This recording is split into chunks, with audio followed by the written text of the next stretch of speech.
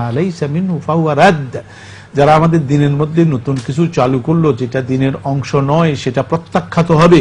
মান আমিলা আমালান লাইসা আলাইহি আমরুনা ফাহুয়া রাদ্দ, যে ব্যক্তি আমাদের এমন কোন আমল করলো যে আমলের উপরে আমার আমলের দ্বারা অথেন্টিকেট করা হয়নি, সমর্থন জানানো হয়নি, সেটা প্রত্যাখ্যাত হবে। অন্য হাদিসে এসেছে যে ফাহুয়া মারদুদুন আলাইহি, তার উপরে প্রত্যাখ্যাত হবে। এরপরে তার কুল্লু বিদআতিন দালালা ওয়া কুল্লু দালালাতিন ফিন্নার, প্রতিটি বেদাত হলো গোমরাহি, প্রত্যেকটা গোমরাহির পরিণতি হলো জাহান্নাম।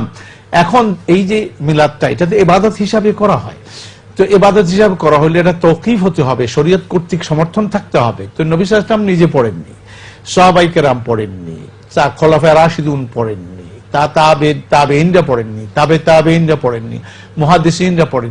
তো তারা যখন এগুলি করেন নাই, পরবর্তী পর্যায়ে এটা আবিষ্কার করা হয়েছে নতুন কিছু।